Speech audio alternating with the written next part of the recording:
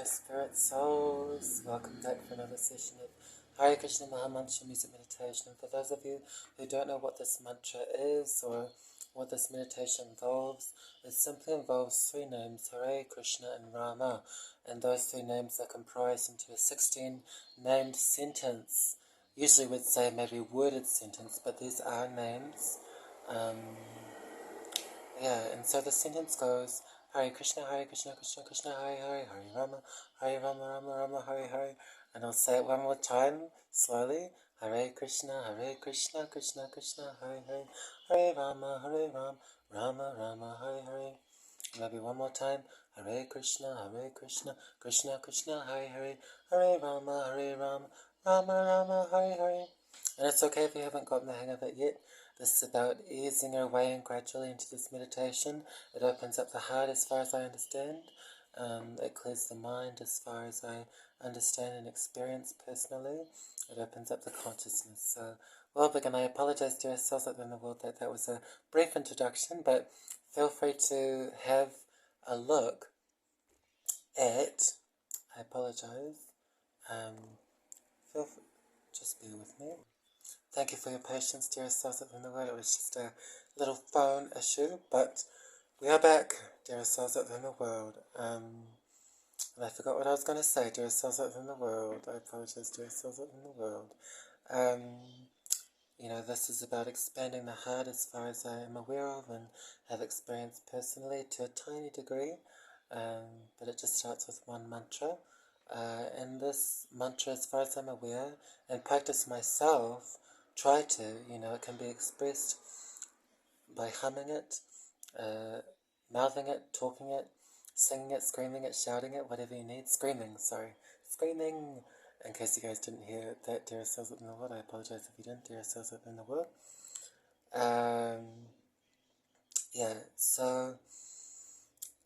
And gradually as you go deeper and deeper,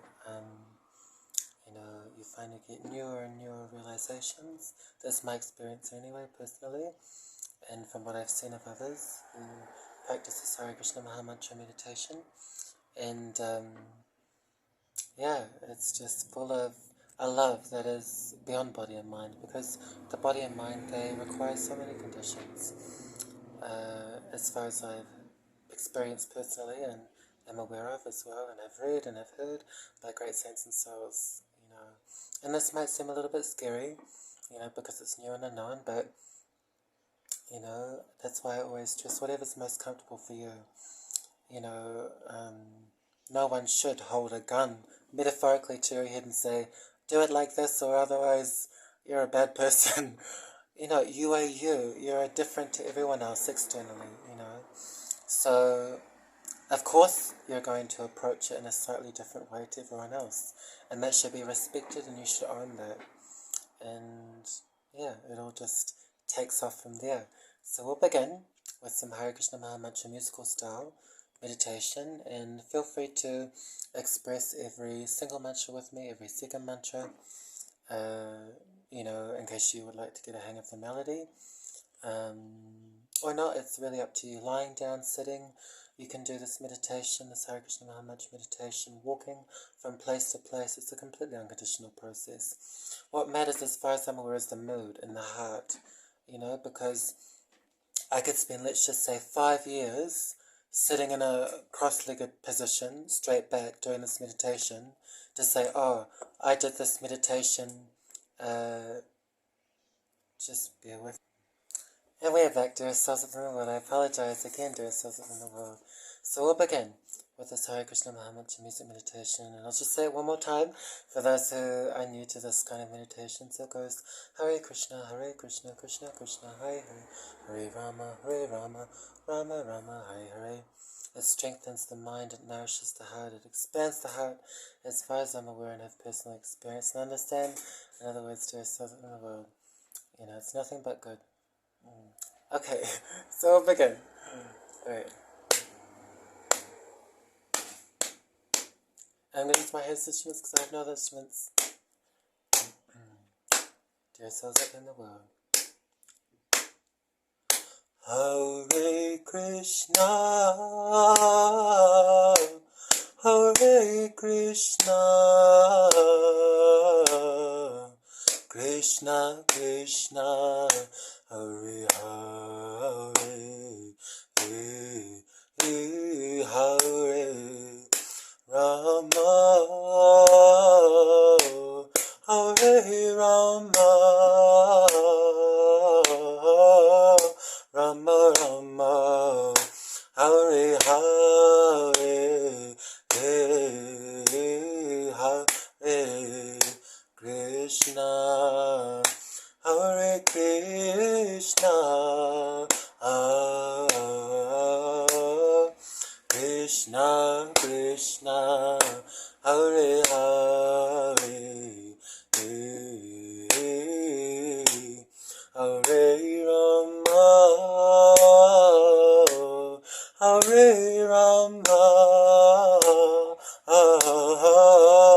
Rama Rama, Hare Hare, Hare Rama, Hare Rama, Rama Rama, Hare Hare, Hare Krishna, Hare Krishna,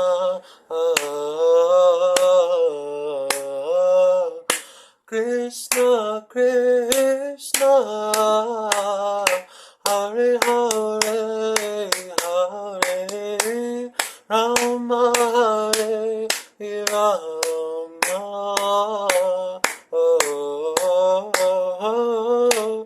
Rama Rama, Hare Hare, Hare Krishna, Hare Krishna, Krishna Krishna, Hare Hare, Hare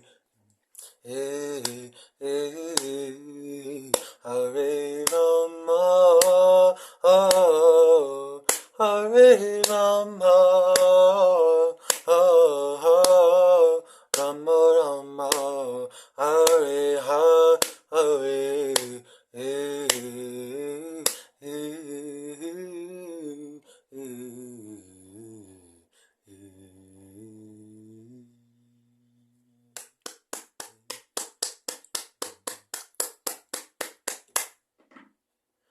Dear souls, thank you very much for participating. This really is a heart process, and it's a gradual process. So we all will have our strengths and weaknesses in life, and this will improve the strengths definitely, as far as I'm aware, and I've personally experienced myself, and it'll diminish all of the weaknesses. There's this great saint in Seoul, His Holiness Radhanath Swami, who describes that we all have within our hearts a good dog and a bad dog. I may have explained this before, dear souls out in the world. And he says, and I'm just paraphrasing from memory here, I apologize to yourselves in the world, but he says something along the lines of how, generally speaking, in this culture, this kind of modern Western, sickly sweet commercial culture, so to speak, has taught us very well how to feed the bad dog, and so we may find that the bad dog howls, sorry, I meant to say dear souls in the world, quite loudly, it howls quite loudly, compared to the good dog, which are manifest in the way of, divine qualities, good qualities, a clear mind, a pure heart, a big heart, an expanded heart, in other words, dear souls in the world, good character. And so we might find that our minds, generally speaking, I'm not saying this specifically, but generally speaking, our minds might be quite disturbed. We might not be happy with some of our characteristics. The heart might feel a little clogged or gunky, like it's full of gunk, in other words, dear souls in the world. Again, not you specifically I'm referring to, just generalizing here, dear souls in the world, but yeah, he was explaining, I think from memory, that it is this Hare Krishna Mahamantra, meditation that is what feeds the good dog, so to speak, or quite literally, in these terms, if that makes sense to ourselves up in the world, you know. And then once we start to feed the good dog more and more, then, according to Radhana Swami, and a lot of persons' experiences, including myself, I can say, most certainly for myself personally, that the bad dog starts to howl less and less, you know, so thoughts that might have driven us mad, you know, will, in my personal experience, you know, they'll die down more and more until they're gone.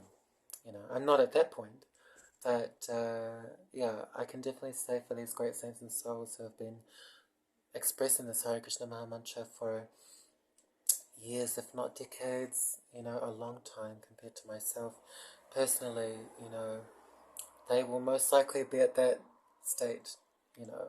I'm just guessing, but you can even see in the way in which they hold themselves, what they speak about, you know, when they speak, how much heart is given with their words, if that makes sense to ourselves in the world, you know. And in my personal experience, it just hit me, their words, in a way that no one else could hit me, metaphorically, of course, you know, dear ourselves in the world, but just the impact, you know, because they have a power that, from my awareness and my understanding, is that it comes from the sincere and heartfelt chanting of the Hare Krishna Maha Mantra. So I invite everyone warmly to give this mantra meditation a go on your own or with others. You know, it not only brightens up in the inside, sorry, I'm going to say to ourselves in the world, but it also brightens up the outside. There's a story that I'll tell that I've told many times. I think, I'm sorry if I haven't, dear souls in the world, I got it wrong, dear souls in the world, but there was a group of persons who were expressing the Hare Krishna Maha Mantra in public together, as far as I'm aware, and a psychic happened to be present in the area, and then the psychic must have come up to them later on, probably. I say maybe and probably because I'm always just paraphrasing from memory. I apologize to our souls about that in the world. If that makes sense to our souls out there in the world. Okay. Hare Krishna to our souls out there in the world. Yeah. The psychic must have come up to the group of persons who were expressing this Hare Krishna Maha Mantra, and they said something along the lines of how, when I saw you guys expressing this Hare Krishna Maha Mantra together, I could see a white halo around all of you, whereas I couldn't see that around anyone else. So this is a physical or a visual manifestation, in other words, dear self in the world, of the power of this Hare Krishna Maha Mantra, what it can do for yourself and for others, especially on a soul level. And we might be able to say, sorry, I meant to say dear self in the world, we might say, maybe, we might not, who knows, but we might think, maybe, dear soul or dear souls out there in the world, well, what's so important about nourishing the soul, you, if you can't see you? We can see what nourishing what we can see does by our gross sight senses. You know, gross just means physical, as far as I'm aware. That's my understanding, dear souls in the world. And it provides a pleasure that is temporary, in my personal experience anyway. And the pleasure didn't last, you know. And this ancient wisdom from ancient India also explains what the cause of consciousness is. What is it that actually makes you alive? You know, brings life to the body, animates the body, brings light to the eyes, so to speak. You know, it explains that it is soul, you. Without soul, that's why we drop down on the ground, you know, and there's no color or life, generally speaking, there anymore, you know. It's because soul, you, has left the body.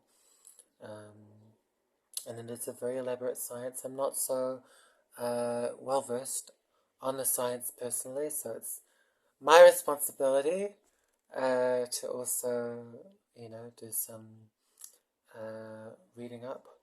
But what's most important is the realization.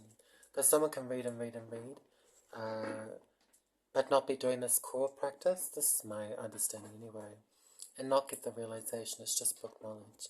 And so this Hare Krishna Maha Mantra is how you get the realization of how to nourish you, not who you think you are, which is body and mind. And it reminds me, just right now, of another metaphor that's given, as far as I'm aware and can remember, in the ancient yoga meditation wisdom text from ancient India. It explains that trying to simply nourish the body and mind on its own, while neglecting you, soul, is like a hand. It has some food in its hand, some foodstuffs. In other words, there is something in the world. And instead of the hand bringing the food to the mouth, so the foodstuffs can then nourish the entire body, and energize the entire body. In other words, there is something in the world. The hand decides, no, I'm not going to do that, even though it makes sense. I'm going to decide to try and eat the food myself. And but the hand, as far as I'm aware, can't absorb anything, to give it nutrients, the whole body. And so that's kind of what we're doing right now by simply focusing on the shells, so to speak, in the vehicles, which are body and mind. According to this ancient yoga meditation wisdom text from ancient India, there are cells in the world, it's like the hand, trying to be independent of the entire body, thinking that it can live on its own and nourish itself by itself. But we see that if the hand were to decapitate itself from the entire body, it would die. All the blood, I'm guessing, personally, would run out. But still, the hand thinks, no, I'm okay, I'm satisfying myself, when it doesn't actually know what its real identity is, which is part of the entire body. And when it is then connected to the body, then everything starts to make sense, and the hand can actually live genuinely. And so, for myself personally, and my personal experience, in other words, there are cells in the world, before this meditation, I was like the hand, basically thinking that I could, nourish myself, or who I thought I was. So I meant to say there are cells in the world, which I thought was body and mind. So I meant to say there are cells in the world. Yes, I was moving around. Things were coming out of my mouth, but I wasn't actually living. I was simply breathing, And there's another beautiful metaphor given in the Srimad Bhagavatam, as far as I'm aware, another ancient yoga meditation wisdom text from ancient India, as far as I'm aware. It explains that the bellows of the blacksmith, it breathes, but it does not live. Breathes. Breathe. Sorry, I meant to say, if you couldn't understand what I just said, there are cells in the world.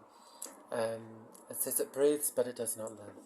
Forgive me if you can, but I'll understand if you can't. There are cells in the world for all of the inaccuracies, including this last one. And this is another one. Probably will be. Maybe, I don't know. There are cells in the world. Forgive me, there are cells in the world. Hare Krishna, there are cells in the world.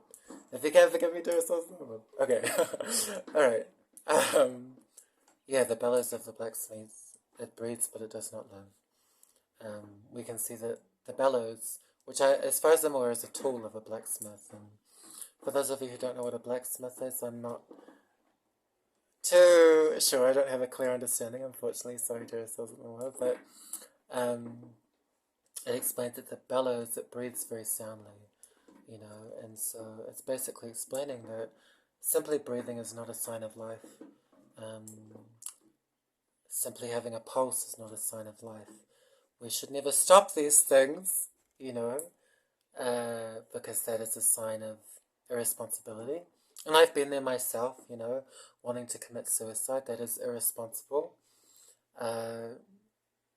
Yeah. And I'm not judging in a way that state of mind. I'm just saying what it is factually. And when you're in that state of mind, you're in that state of mind. But yeah, once you come in contact, these ancient yoga meditation texts from ancient India, once you come in contact with transcendental sound, which comes in the form of the Hare Krishna Maha Mantra meditation, then, all of those thoughts, they suddenly either stop immediately or subside over time, definitely, because you're actually giving yourself real life. And we can see a lot of us, including myself in the past, so frustrated, if that makes sense to ourselves in the world, a frustrated heart. And so this just takes away all of the frustration and just nourishes your heart.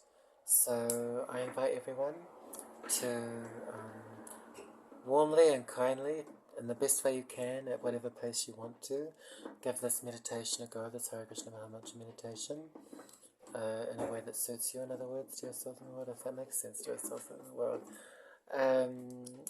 Yeah, because it's really something to warmly and kindly and at whatever pace you want to consider. Yeah. Like I may have said before, no one should be holding a gun to your head metaphorically or literally, but we can see even those who do that, that's a symptom, as far as I'm aware, of a frustrated heart and a foggy mind. Once all of those are taken care of, the heart and the mind, then the behavior changes, the action changes, the character changes. So I'll leave there with you all, if that makes sense to yourselves in the world. I apologize if it doesn't. Dear souls in the world, Hare Krishna, dear souls in the world, Hare Krishna.